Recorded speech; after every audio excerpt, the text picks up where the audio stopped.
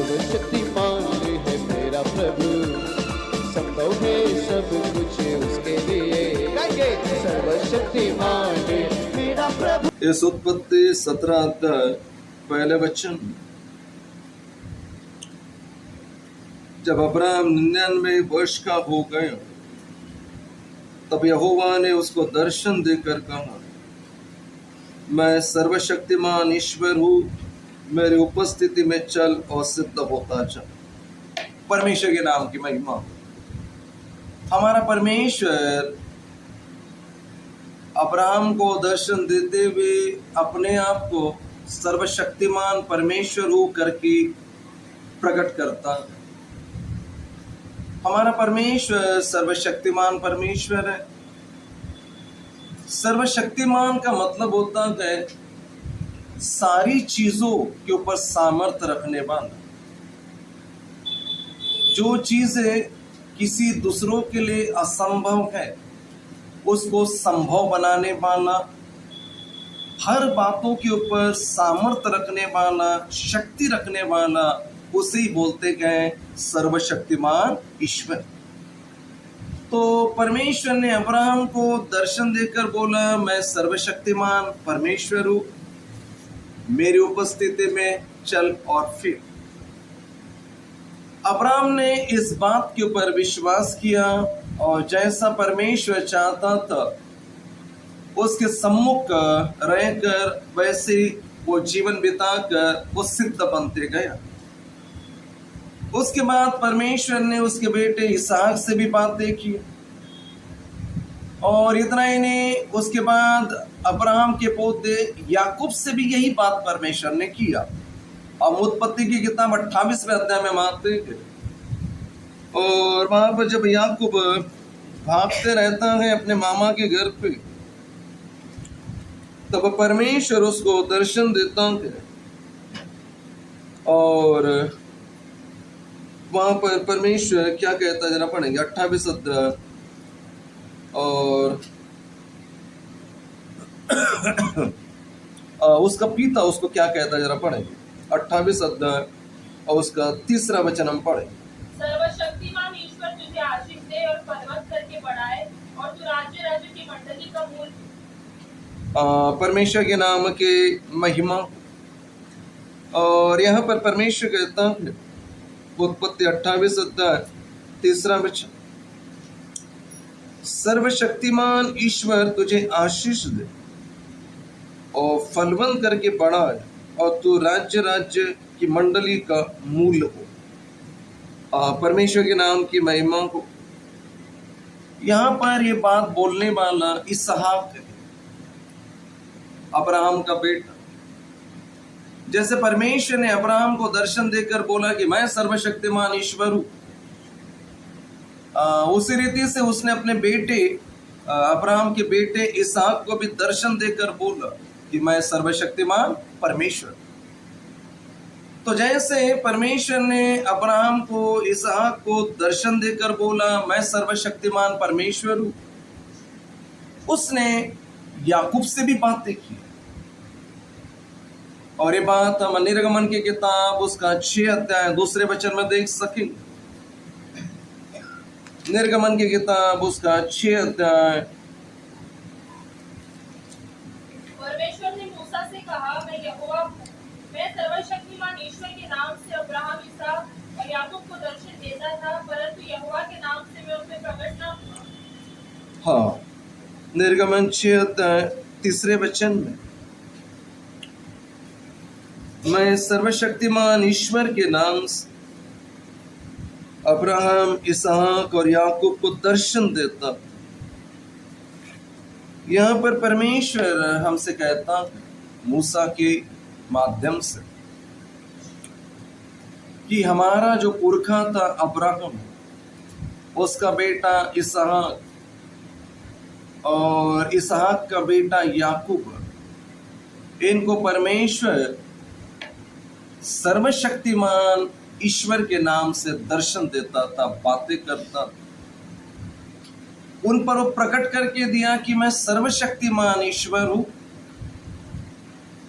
मुझसे हर काम संभव है, अब वही संदेश परमेश्वर आपको मुझको भी दे रहा। आज इस तीनों की जिंदगी को अगर हम स्टेप बाय स्टेप देखने से, इनकी जिंदगी जहां पर ये पले बड़े थे, जैसा अब्राहम का जन्म हुआ मेसोपोटामिया में, वहां परमेश्वर ने उसको सर्वशक्तिमान करके दर्शन नहीं दिया। पर जब अब्राहम कनान में पहुंचा, परमेश्वर की इच्छा के अनुसार इधर उधर जैसे जैसे परमेश्वर चाहता था वो जा रहा था, तब परमेश्वर उसको दर्शन देता है कि मैं सब कुछ कर सकता हूं, मैं सर्वशक्तिमान ईश्वर हूं। जिस अब्राहम को, जिस इसहाक को, जिस याकूब को परमेश्वर ने मैं सर्वशक्तिमान परमेश्वर हूं करके दर्शन दिया, आज वही परमेश्वर हमसे भी कहता है मैं सर्वशक्तिमान परमेश्वर, मैं सब कुछ कर सकता हूं। हाँ मेरे प्रिय, आज यहाँ पर जो हम इधर आए हैं और जो ऑनलाइन जुड़े हैं, हम में से कई लोगों को हमारे जीवन में अपनी ताकत खत्म होते हुए महसूस हो रहा होगा। हम शायद शारीरिक ताकत में कम होते हुए हमें महसूस हो रहा होगा, या हमारी आत्मिक ताकत में हम कम महसूस होते हुए दिखाई दे रहे होंगे। तो आज परमेश्वर का ये वादा हम सब के लिए, उन सभी के लिए क्या है जो आज अपने आप को कम महसूस होते हुए दिखाई दे रहे, जिनको अपनी आत्मिक ताकत कम आंक रही है, जिनकी शारीरिक ताकत कम होते हुए कमजोरी की अवस्था में पहुंच चुके हैं, आज परमेश्वर उन सभी से कह रहा है, अब्राहम, इसहाक, याकूब को दर्शन देने वाला सर्वशक्तिमान ईश्वर, मैं आज भी जिंदा हूं। आज भी मैं आपको सामर्थ्य देने के लिए जिंदा हूं। जो तरीका मैंने अब्राहम, इसहाक और याकूब के साथ अपनाया था, उस तरीके से बढ़कर आज मैं आपके सामने सर्वशक्तिमान परमेश्वर होकर प्रकट होने के लिए तैयार हूं। क्या आप तैयार हैं? मानो परमेश्वर हमसे पूछ रहा है। हालेलुया, परमेश्वर के नाम की महिमा। अब समझ में हमें ये आना है कि जैसे पुराने नियम में परमेश्वर ने अपने सेवकों को, अपने संतों को सर्वशक्तिमान ईश्वर करके प्रकट किया, नए नियम में भी उसने अपने आप को सर्वशक्तिमान परमेश्वर प्रकट किया है। और इसकी शुरुआत हम मरियम के जीवन के द्वारा देख सकते हैं। लूका पहला अध्याय उसके 49वें वचन में मरियम कहती है, क्योंकि उस शक्तिमान ने मेरे लिए बड़े बड़े काम किए, उसका नाम पवित्र। जैसे परमेश्वर पुराने नियम में अपने आप को सर्वशक्तिमान परमेश्वर करके प्रकट करता रहा, नए नियम में भी परमेश्वर ने अपने लोगों के सामने मैं सर्वशक्तिमान परमेश्वर हूं, इस बात को प्रकट करके दिया। मरियम के जीवन में ये बात कैसे हुई? क्योंकि मरियम एक इजरायली स्त्री थी, वो कुंवारी थी, एक पवित्र जीवन बिताती थी, और परमेश्वर की योजना उसके बारे में ये थी कि उसके द्वारा यीशु मसीह इस संसार में आए, और कोई भी मनुष्य इस संसार में जन्म लेना गए तो उसको पुरुष और स्त्री की जरूरत होती। लेकिन यहाँ पे परमेश्वर की सर्वशक्तिमान सामर्थ का नजारा हम देख सकते थे कि मरियम की यद्यपि सगाई हो गई थी, पुरुष से उसका कोई भी संबंध नहीं बना था, तब भी परमेश्वर बोलता है, पवित्र आत्मा का सामर्थ तुझ पे छाया करेगा और तू पवित्र आत्मा के सामर्थ के द्वारा इस संसार में उस पवित्र मसीह को ले आ सकेगी। हालेलुया। कई बार कई चीजें जो स्वाभाविक तौर पर होती है। और परमेश्वर हमारे जीवन में जो काम करना चाहता है वो हो सकता है स्वाभाविक तौर पर असंभव सा दिखाई देता होगा, हमारे लिए दिखाई देता होगा।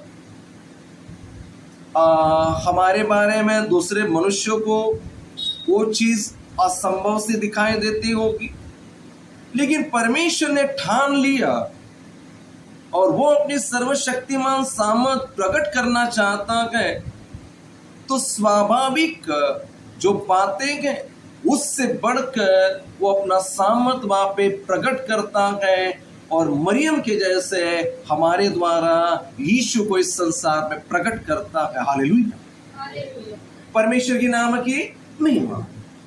तो मेरे प्रियो, जैसे ये चीजें हम पृथ्वी पर देखते हैं, स्वर्ग में भी परमेश्वर को सर्वशक्तिमान परमेश्वर करके पुकारा जाता है। प्रकाशित वाक्य की किताब में हम आएंगे, प्रकाशित वाक्य 11 अध्याय उसके 16 और 17 वचन को हम पढ़ें। तब 24 प्राचीन जो परमेश्वर के सामने अपने अपने सिंहासन पर बैठे थे, उनके बल गिरकर परमेश्वर को दंडवत करके ये कहने लगे, हे सर्वशक्तिमान प्रभु परमेश्वर जो है और जो था, हम तेरा धन्यवाद करते हैं कि तूने अपनी बड़ी सामर्थ को काम में लाकर राज्य किया। हाँ मेरे प्रियो, यहाँ स्वर्ग में भी अभी तक हमने देखा पृथ्वी पर परमेश्वर ने प्रकट करके दिया था कि मैं सर्वशक्तिमान परमेश्वर हूं। अब जो वचन हमने पढ़ा है ये स्वर्ग में गूंज रहा है और वो 24 प्राचीन भी यहोवा पिता के सामने दंडवत करते हुए कह रहे हैं, आप सर्वशक्तिमान परमेश्वर, आपने अपना सामर्थ लाकर, आपने अपना सामर्थ दिखाकर जैसा आप चाहते गए वैसा राज करते हैं। हालेलुया। परमेश्वर का सामर्थ को हमने आकलन करने में गलती हम कई बार कर लेते हैं। हम मनुष्यों के नजरिए से देखते हुए कई बार परमेश्वर के सामर्थ को मनुष्यों के सामर्थ के अनुसार कंपेयर करने का प्रयास करते हैं। यहाँ पर कई बार हम गलत कर बैठते हैं।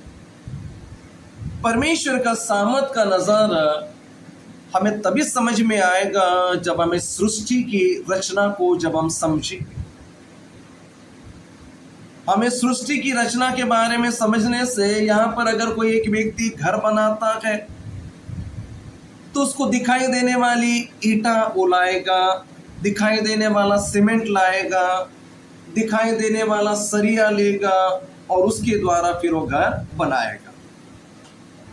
परंतु परमेश्वर ने जो ये सृष्टि बनाई तब वहां पर कुछ भी नहीं था, कुछ भी नहीं था, एक चीज भी नहीं थी।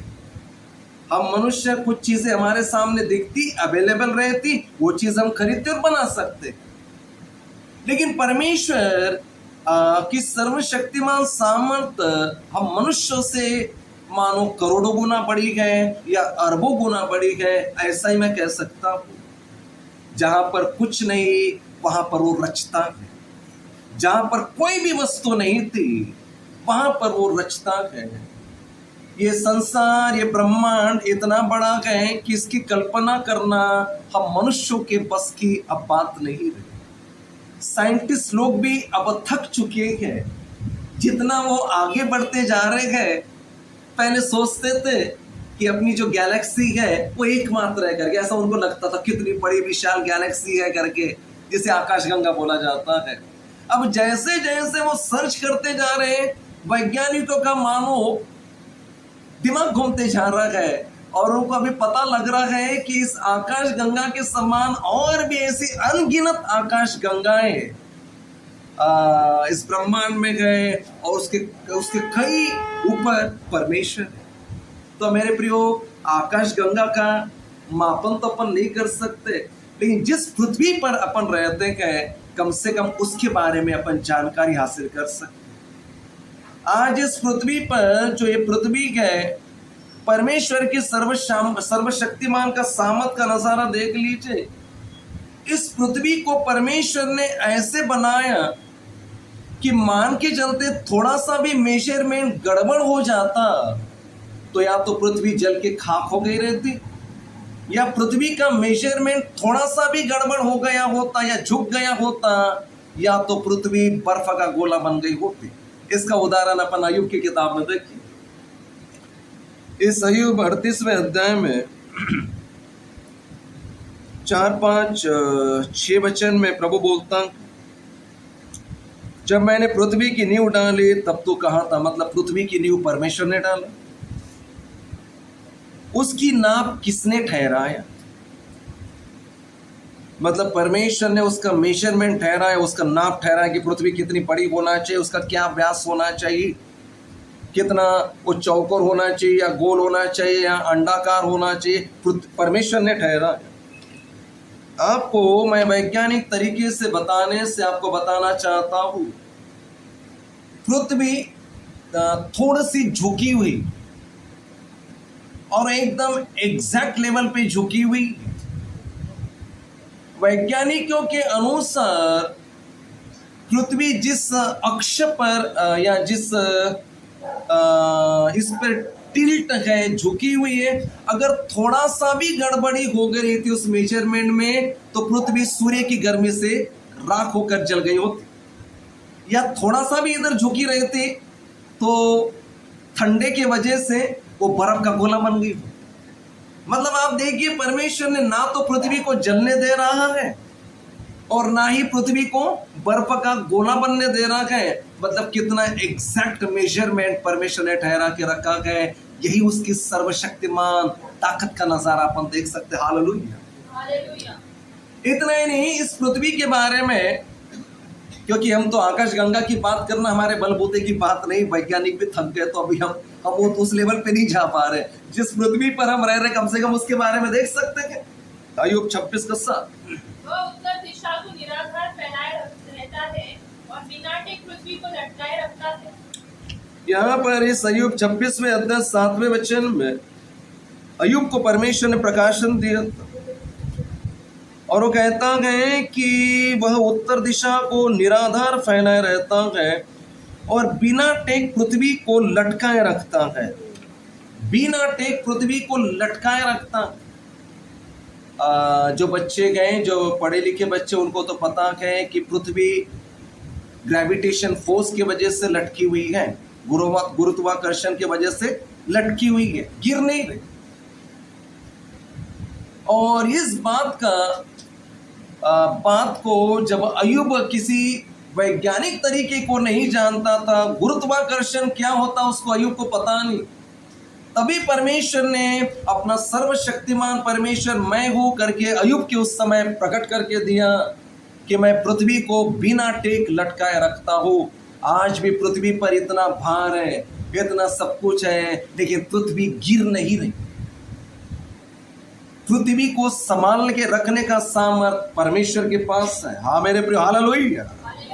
वो जरा विचार कीजिए, इतनी विशाल पृथ्वी गए, इसको घूमने के लिए इतना दिन लग जाते गए, तो इतनी बड़ी विशाल पृथ्वी को परमेश्वर गिरने नहीं देना गए। हालांकि वैज्ञानिक के अनुसार ग्रेविटेशनल फोर्स की वजह से हो रहा है, लेकिन परमेश्वर का वचन बताता है परमेश्वर इन सारे वचनों, इन सारी बातों को अपने सामर्थ्य से संभालता है। हम पढ़ेंगे अब इब्रानियों की किताब और उसका पहला 3 वचन को हम पढ़ें। वह उसकी महिमा का प्रकाश और उसकी तत्व की छाप है और सब वस्तु को अपनी सामर्थ्य के वचन से संभालता है। वो पापों को धोकर उस स्थानों पर महामहिमा की दाहिने जा बैठा। इब्रानियों पहला 3 वचन,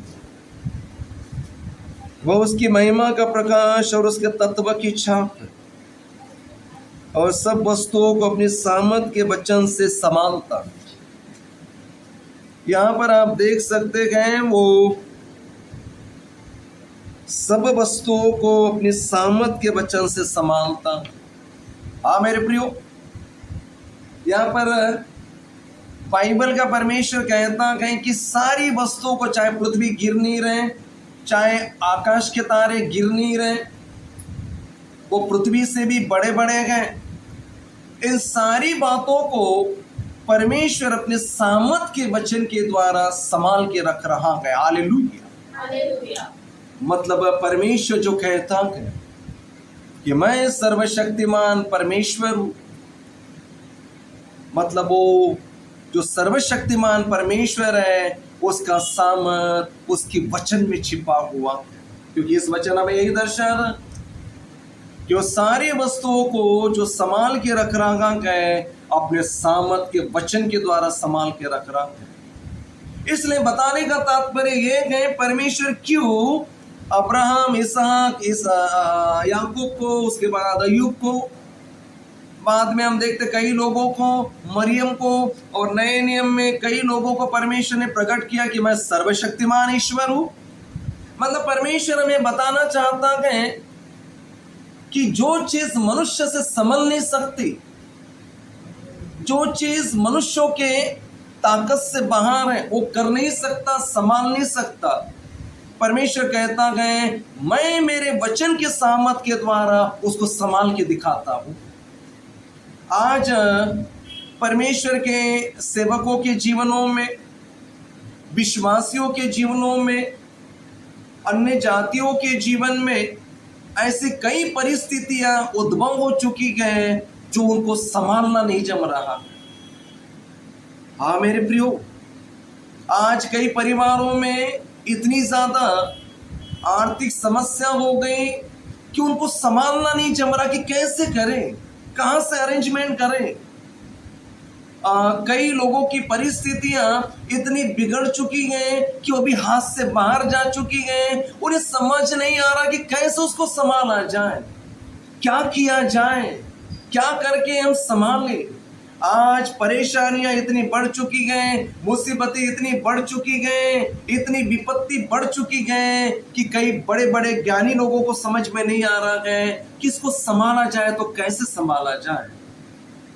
लेकिन अब्राहम, इसहाक, याकूब को दर्शन देकर बोलने वाला परमेश्वर कि मैं सर्वशक्तिमान ईश्वर हूं, आज वो हम सबसे कहना चाहता है, चाहे आपके हाथों से वो परिस्थिति बाहर जाते हुए दिखाई दे रही, मानो आप में वो ताकत नहीं कि उन सारी समस्याओं को संभाल सके, झेल सके, लेकिन परमेश्वर कहता है जिस पृथ्वी को मैं अपने सामर्थ के वचन के द्वारा संभालता हूं, जिन तारों को, जिन ग्रहों को मैं गिरने नहीं देता, और पृथ्वी से भी बड़े बड़े सूर्य, चांद, सितारों को मैं संभालता हूँ, अपने सामर्थ के वचन के द्वारा संभालता हूँ, तो परमेश्वर कहता है आपकी जो परेशानियां हैं क्या मैं अपने वचन के द्वारा संभाल नहीं सकता क्या? हाँ मेरे परमेश्वर के लोग, आज परमेश्वर अपना सर्वशक्तिमान का सामर्थ प्रकट करके देना चाहता। आज हमारे मन में कोई एक बात डालना चाहता कि मैं अपने सामर्थ के वचन के द्वारा आपकी परिस्थिति को संभाल सकता, मैं अपने सामर्थ के वचनों के द्वारा मैं आपको संभाल सकता।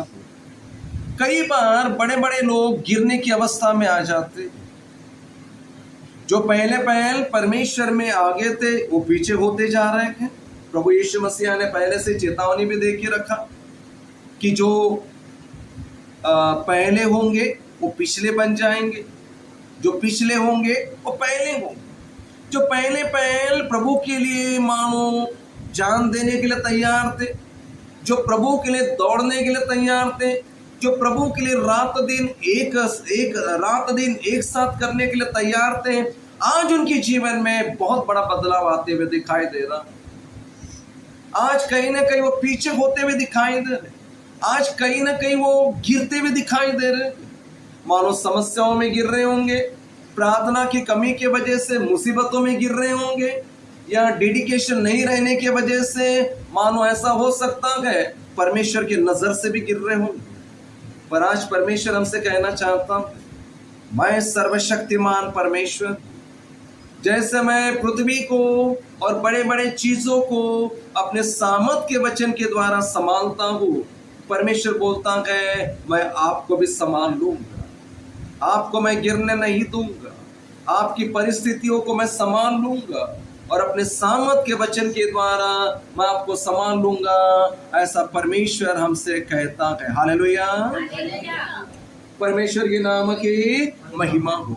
तो मेरे प्रियो, परमेश्वर जो अपने सामर्थ के वचन के द्वारा संभालता है, इसका मतलब उसका सामर्थ उसके वचन में। यही तो बात हम यीशु मसीह से सीखते। मत्ती 8 अध्याय और उसके 16वें वचन,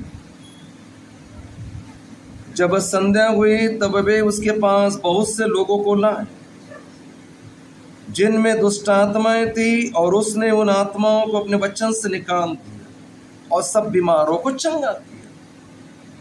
यहाँ पर हमारे यीशु मसीह की कार्य प्रणाली को हम देख पा रहे हैं। यीशु मसीह के सामने कई लोग आए, कुछ बीमार हैं तो कुछ दुष्ट आत्माओं से पीड़ित। अब प्रभु यीशु मसीह उन्हें दुष्ट आत्माओं से छुड़ा रहा, यीशु मसीह उन्हें बीमारियों से चंगाई दे रहा। और उसका तरीका क्या हो रहा है? वचन के द्वारा। वो वचन को बोलता है, वचन कह कह कर चंगाई दे रहा, वचन बोल बोल कर दुष्ट आत्माओं को डांट रहा। मतलब यीशु मसीह जो सामर्थ के काम कर रहे हैं, वो वचन के द्वारा कर लोगों को संभाल रहे। आज परमेश्वर आपसे मुझसे भी यही कह रहा है, जिस बात को यीशु मसीह करते गए वही काम करने के लिए प्रभु आपको मुझको कहता, और वो काम हम परमेश्वर के सर्वशक्तिमान सामर्थ के द्वारा कर सकते हैं। जैसे परमेश्वर अपने वचन का इस्तेमाल करता था, अगर हम भी परमेश्वर के वचनों का इस्तेमाल करना आरंभ करते गए तो हम भी परमेश्वर, यीशु ने कहा कि जो मुझ पे विश्वास करता गए, जो काम मैं करता हूँ वो उससे बड़े बड़े काम करके दिखाएगा। हालेलुया। यीशु मसीह ने लाजर जो 4 दिन से मरा था, केवल वचन बोला, हे लाजर निकला, वो जिंदा हो गया। याईर की बेटी जो 12 साल की थी, मर चुकी थी, यीशु उधर जाते गए और कहते गए तलीता कुमी, वो जिंदा हो जाती है। चाहे वो लकवे के रोगी को छुड़ाने वाली बात हो, चाहे कुबड़ी स्त्री को छुड़ाने वाली बात हो, यीशु मसीह अपने मुंह से वचन बोलते गए और वो सर्वशक्तिमान सामर्थ प्रकट करते गए।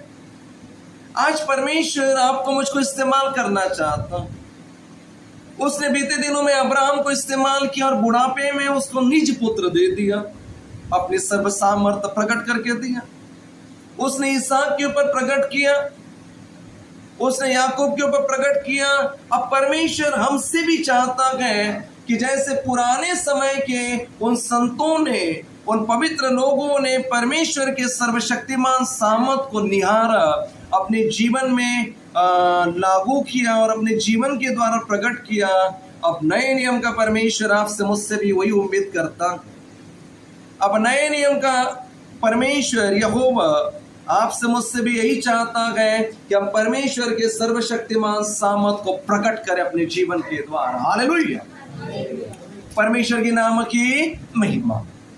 हाँ मेरे प्रियो, सब कुछ कर सकता है और उसका सामर्थ उसके वचन में। जरा हम उस बात को देखें, जब परमेश्वर ने इस सृष्टि को बनाया तब भी आप देखते वचन बोलते गया। उसने बोला उजियाला हो तो उजियाला हो। हमारे परमेश्वर ने बोला ये पानी जो जमा है 2 भागों में हो जाए, तो परमेश्वर ने वचन बोला, वैसा ही हो गया। उत्पत्ति पहले अध्याय में आप देख सकते हैं चीजों को। हमारे परमेश्वर ने बोला कि भाई खाने के लिए पेड़, जो फल वाले पेड़ उगाए, बीज वाले पेड़ उगाए, वो बोलते गया, वैसे होते गए। तो परमेश्वर ने जो सृष्टि को बनाया अपने वचन से बनाया है।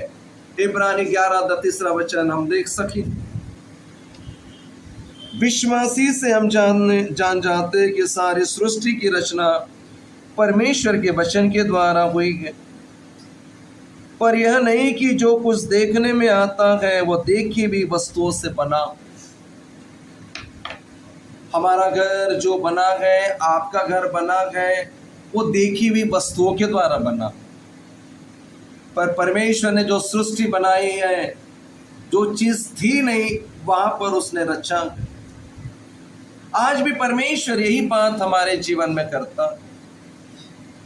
हमारे जीवन में मानो जब हम कुछ भी नहीं है, इस अवस्था में आते गए, तब वो हमारी जिंदगी को ढालना शुरू करता, हमारी जिंदगी को बनाना शुरू कर देता।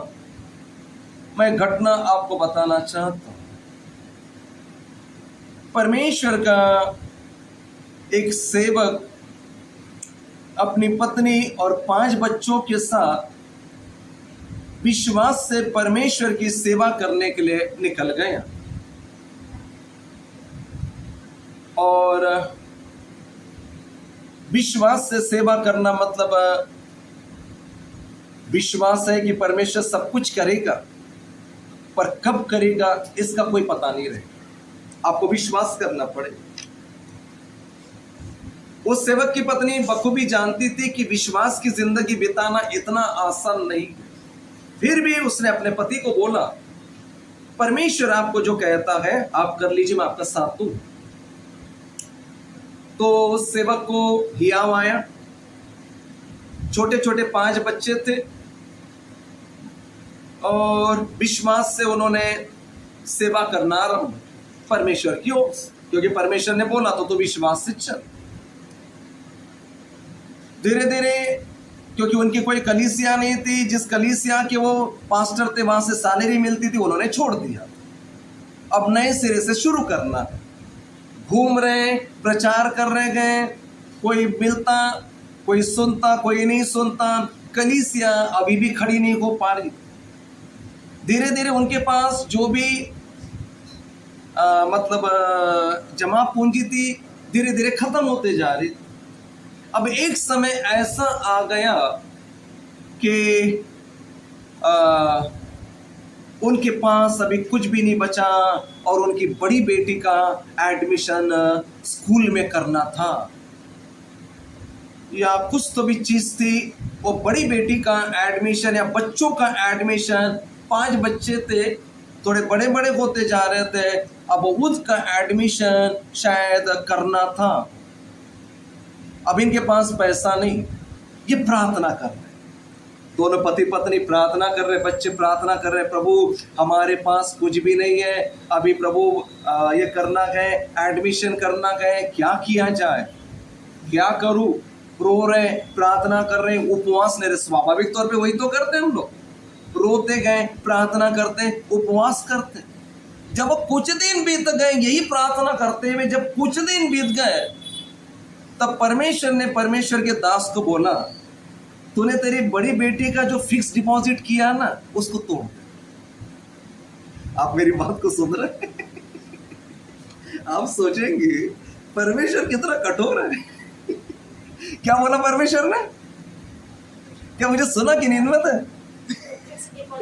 हाँ, वो उपवास कर रहे, प्रार्थना। स्वाभाविक तौर पे हम यही करते हैं, पास में कुछ भी नहीं है, पैसा कुछ भी नहीं है, हमारे पास कुछ भी नहीं है, अब उपवास कर रहे, प्रार्थना कर रहे, और परमेश्वर उस दास को क्या बोल रहा है, मैं तेरे को पैसा देता हूँ करके नहीं बोला। परमेश्वर ने बोला, तूने जो बड़ी बेटी के लिए फिक्स डिपॉजिट करके रखा उसको तोड़ दे। मरता क्या ना करता, वो उनको समझ में आ गया। उन्होंने जरा देखिए, मैं आपको इस चीज क्या बताना चाहता, अपने पास ऑलरेडी कोई चीजें होंगी, चाहे फिक्स डिपॉजिट में होगा, चाहे हो सकता कुछ गहना हो सकता है। अगर ये चीजें रहती और आपके पास का अमाउंट खत्म होता, और अगर आप परमेश्वर से विनती करते गए, तो मैं आपको सावधान करना चाहता हूं, आपको परमेश्वर नहीं दे, बल्कि परमेश्वर आपको बताएगा, वो देखो गहना तेरे पास। परमेश्वर आपको बताएगा, वो देख फिक्स डिपॉजिट तूने करके रखा है।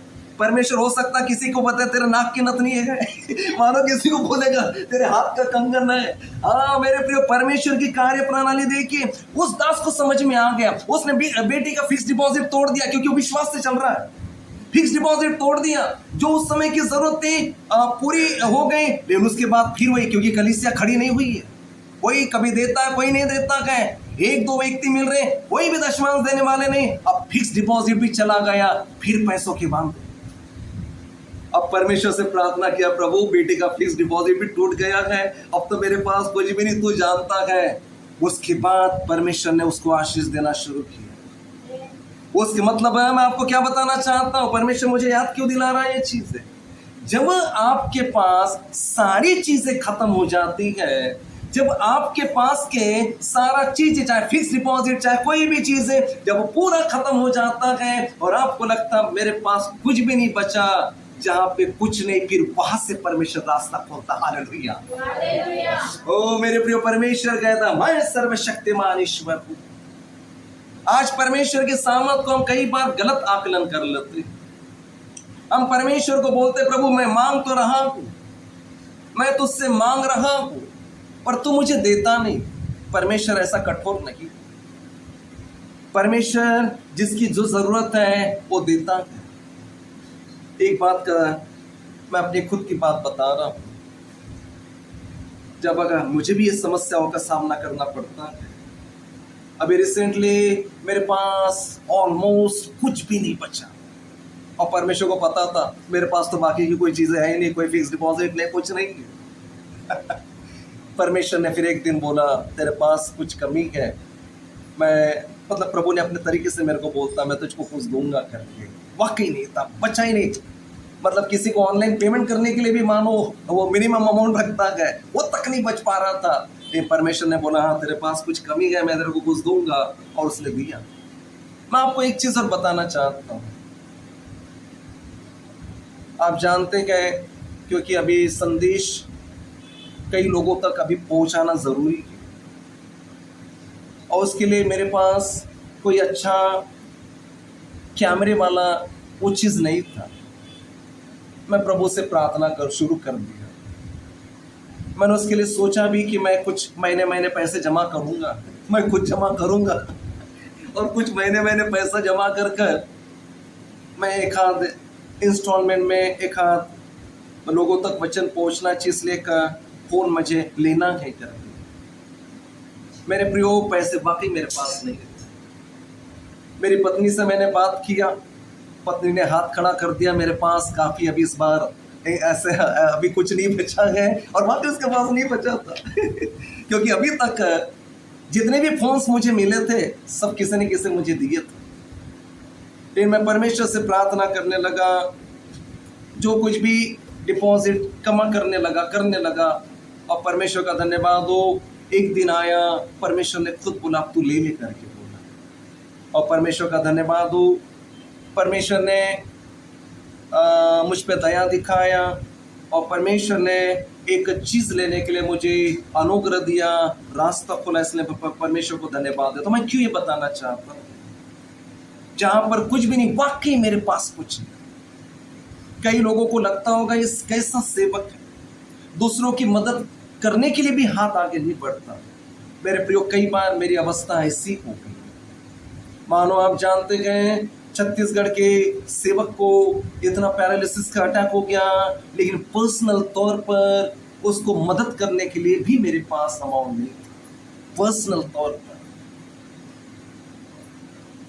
मतलब आप सोचते हैं कि कैसे है, मतलब उनको भी लगता होगा कई बार। लेकिन आपको बताना चाहता हूं, हमारी जरूरतों को पूरा करने वाला परमेश्वर है। मैं परमेश्वर की महिमा के लिए बताना चाहता हूं, हमें ही खड़ा होना पड़ेगा प्रार्थना करने। जरूरत हमारी है, हालेलुया। वो तकलीफ हमें है, हमें खड़ा होना पड़ेगा। मैं आपका आत्मिक पिता जरूर हूं, मैं आपके लिए प्रार्थना का सपोर्ट दे सकता हूं, लेकिन इस समय मैं कोई भी फाइनेंशियल सपोर्ट किसी को भी नहीं दे पाता हूं, क्योंकि कई बार मेरा बैंक अकाउंट में भी वो चीज हो जाती है कि मैं बैठ जाता हूँ। लेकिन परमेश्वर का धन्यवाद हो कि जहां पर कुछ नहीं वहां पर वो रच कर बता देता है। हालेलुया, परमेश्वर के नाम की महिमा। हमें परमेश्वर सर्वशक्तिमान परमेश्वर, उसका सामर्थ उसके वचन में, और हम एक और चीज देखते हैं, उसका सामर्थ उसके पवित्र आत्मा। प्रेरितों के रोमियो के किताब उसका 8 अध्याय और उसका 11 वचन पढ़े। यदि उसी का आत्मा जिसने यीशु को मरे हुए में से जिलाया तुम में बसा हुआ है। तो जिसने मसीह को मरे हुए में से जिलाया, वह तुम्हारी नश्वर देहों को भी अपने आत्मा के द्वारा जो तुम में बसा हुआ है जिलाए। तो यहाँ पर हम परमेश्वर का सामर्थ उसकी आत्मा में हम देखते। पवित्र आत्मा में परमेश्वर अद्भुत कामों को करता, अद्भुत कामों को करता। यीशु मसीह मर चुके थे, वो उस कब्र में रखे हुए थे, उनका आत्मा उनका शरीर छोड़ चुका था और वो निचले जगह में जा चुके। लेकिन तीसरे दिन परमेश्वर ने अपना आत्मा भेजकर यीशु मसीह को मुर्दों में से जिलाए। अब परमेश्वर यही बात हमसे कहता कि जिस आत्मा ने यीशु मसीह को मरे हुए में से जिलाए, वही आत्मा अगर हम में बसा हुआ है तो हमारी मरणहार देह को क्यों नहीं जिलाएगा। हाँ मेरे प्रिय,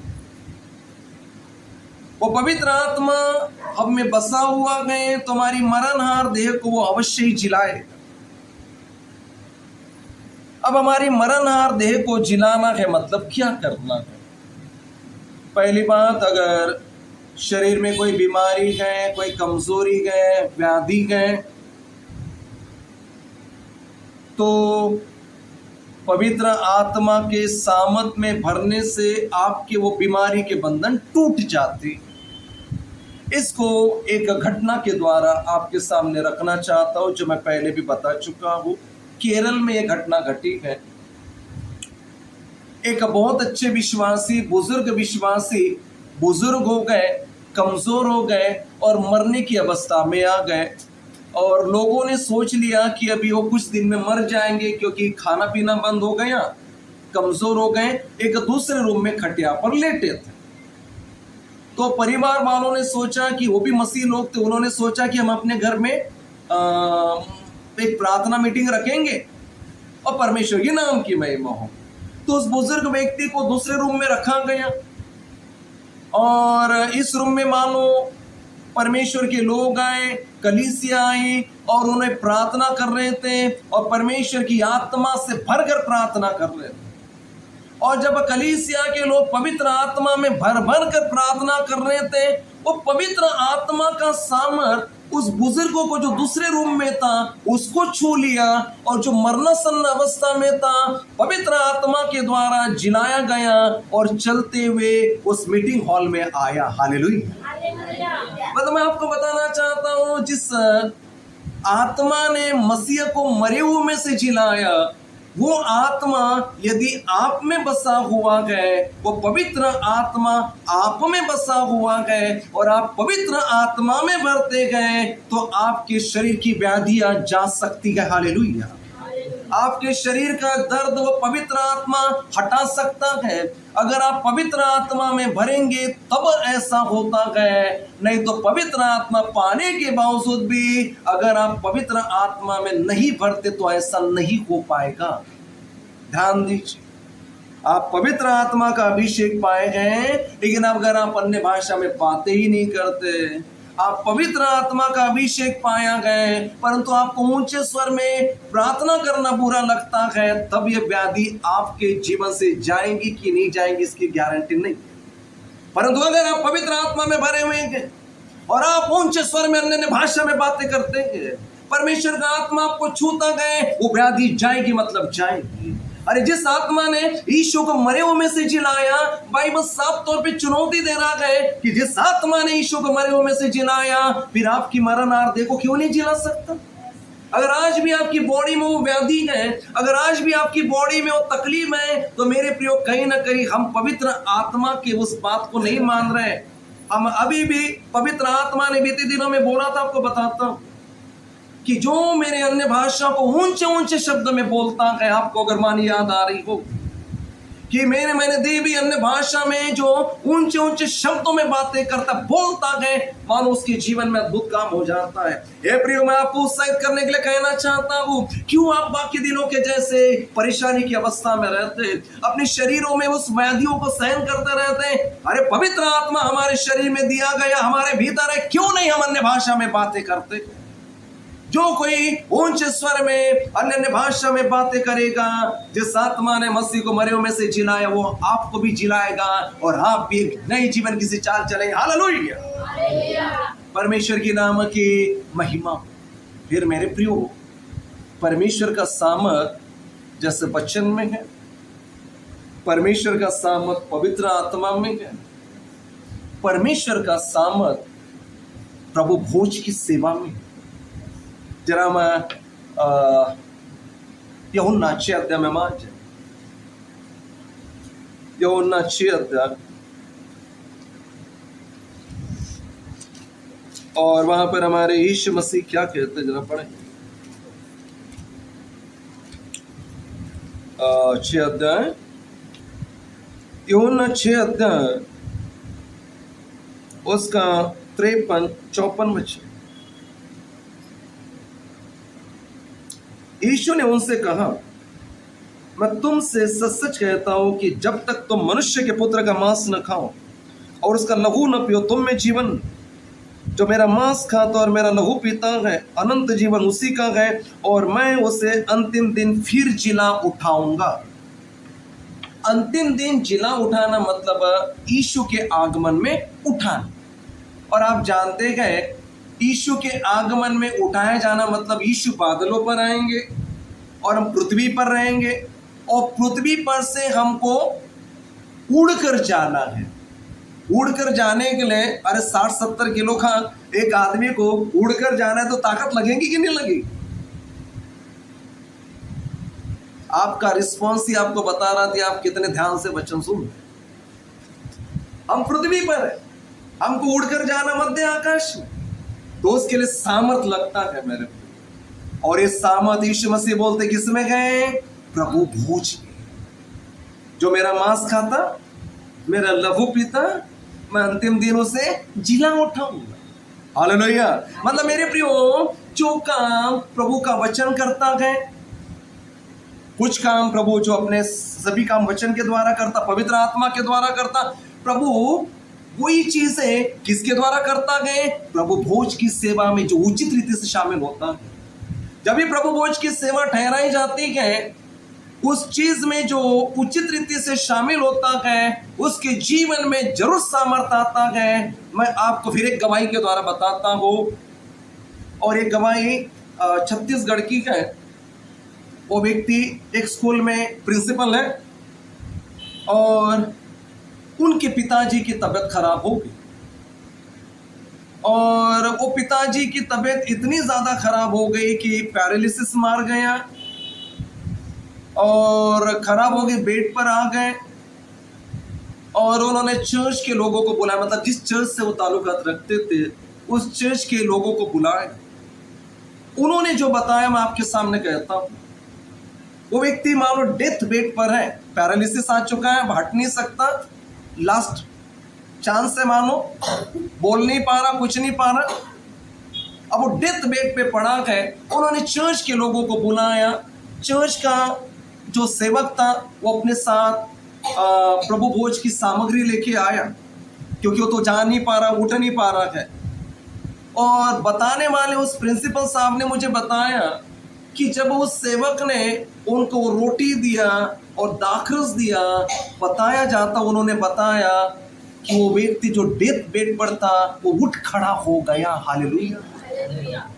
मैं आपको इस उदाहरण के द्वारा क्या बताना चाहता कि प्रभु भोज की सेवा मामूली नहीं समझना है, इसे हर महीने कॉमन नहीं समझना है कि भाई हर महीने होती है, चलो इस महीने नहीं लिए तो क्या फर्क पड़ता, अगले महीने ले लेंगे।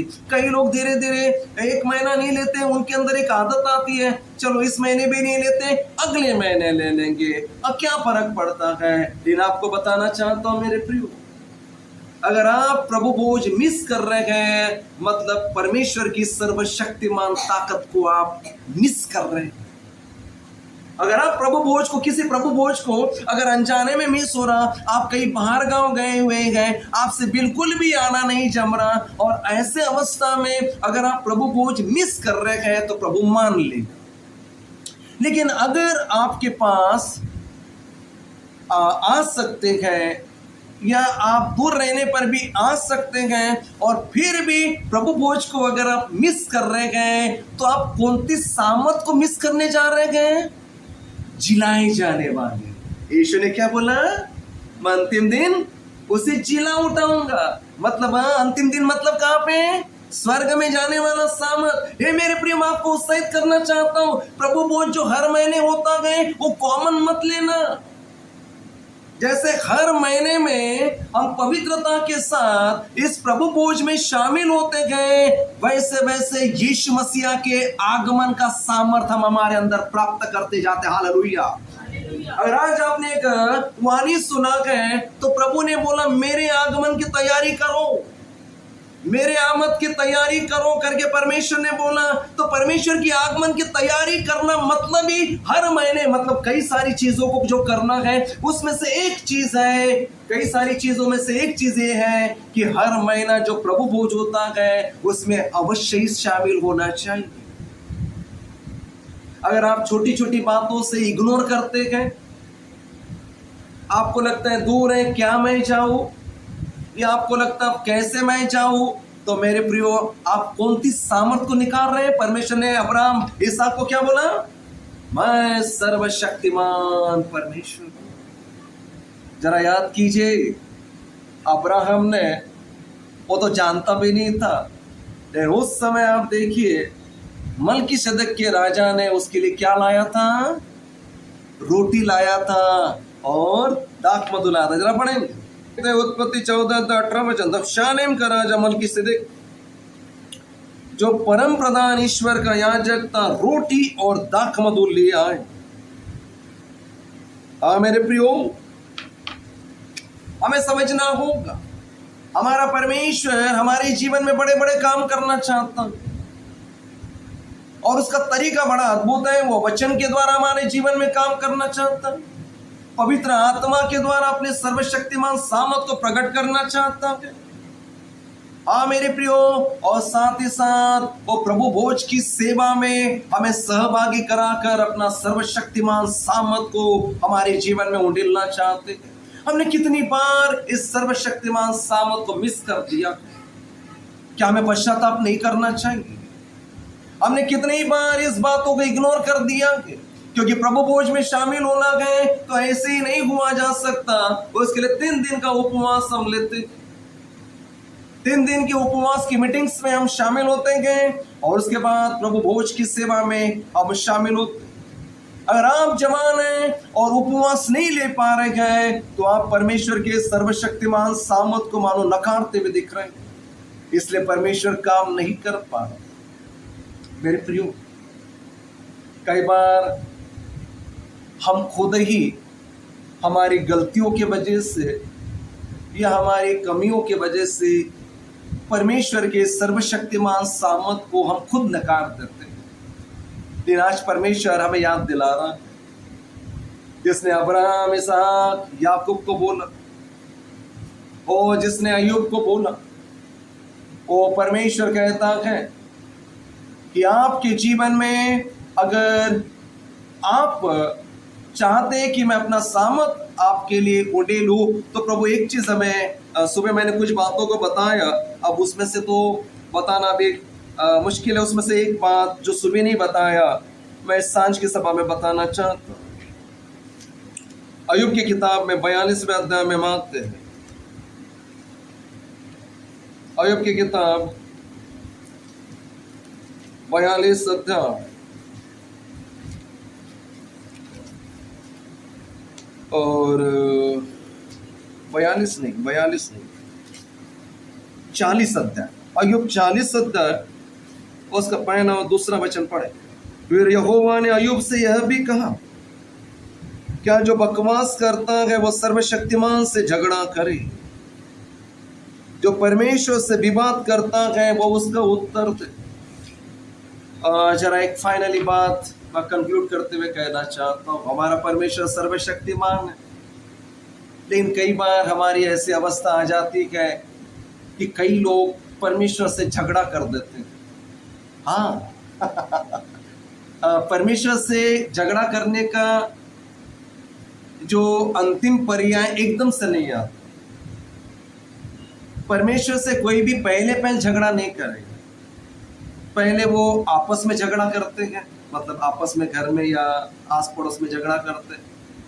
अब परमेश्वर बार बार बताता झगड़े का स्वभाव अपने जीवन से हटा दो, लेकिन जब वो झगड़ालू प्रवृत्ति को अपने जीवन से नहीं हटाते, धीरे धीरे आपस में झगड़ा करते करते परमेश्वर के सेवक से झगड़ा करना शुरू कर देते हैं। परमेश्वर वहां पे भी उनको डांटता, परमेश्वर के सेवक से झगड़ा नहीं करना, ऊंची आवाज में बात नहीं करना। फिर वहां पे भी नहीं मानते, तब उनकी मजाल ज्यादा बढ़ जाती है और तब डायरेक्ट किससे झगड़ा करते हैं आप? परमेश्वर से। ये मेरे सच बात बता रहा हूं मैं। परमेश्वर से डायरेक्ट झगड़ा नहीं किया जा सकता, स्टेप बाय स्टेप होता है। पहला झगड़ा कहाँ होगा? आपस में। उधर वो झगड़ालू प्रवृत्ति पर अगर लगाम नहीं लगाएगी, पश्चाताप नहीं किया गया, वो स्वभाव नहीं छोड़ा गया, धीरे धीरे फिर कलीसिया में परमेश्वर के सेवकों से झगड़ते गए, आपने ऐसा किया वैसा किया, वहां पे भी लगाम नहीं लगाया तो मजाल यहाँ तक बढ़ जाती कि सीधा कहां से झगड़ा करते गए? डायरेक्ट सर्वशक्तिमान अय्यूब ने वही किया। परमेश्वर क्या बोल रहा है? क्या बकवादी आदमी सर्वशक्तिमान परमेश्वर से झगड़ा कर सकता है? आजकल झगड़े को लोगों ने प्रोफेशन बना दिया। एक बहन के पास एक मोटिवेशन देने वाला जाता, मोटिवेशन मतलब उत्साहित करने वाला, अरे बहन आपके पास जो भी हुनर है उसका इस्तेमाल कीजिए, पैसे कमाने के काम आएगा। आपके पास जो भी हुनर है उसका इस्तेमाल आप कर सकते, पैसे कमा सकते हैं। वो बहन थोड़ी देर के बाद बोलती, क्या मैं झगड़ा करने के भी पैसे लूं क्या? मतलब उस बहन के पास स्किल किस बात का था? केवल झगड़ा है। मेरे प्रिय, आज भी अन्य जातियों के जैसे परमेश्वर के लोग इधर तो अच्छे रहते गए, लेकिन बाहर न जाने कितने झगड़ालू रुति के रहते हैं।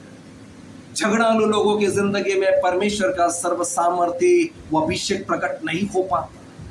जो झगड़ा करता रहेगा, जो झगड़ालू प्रभुत्व का रहेगा, या जिसकी मजाल परमेश्वर से झगड़ा करने की हो गई, जो परमेश्वर के दासों से झगड़ा करता गए, मेरे प्रियो, फिर परमेश्वर का सर्वशक्तिमान सामर्थ उसके सामने दिखाई नहीं देगा। आइए हम अपना जीवन परमेश्वर के हाथों में दे। परमेश्वर कहता है, मैं सर्वशक्तिमान परमेश्वर, तो मेरी उपस्थिति में चल फिर और सिद्ध होते जा। मैं तो निकम्मा दास हूं, जो आपको सिखाना चाहिए तो वही सिखा। सारी महिमा प्रभु यीशु को देकर हम धन्यवाद करेंगे। Praise the Lord, praise the Lord.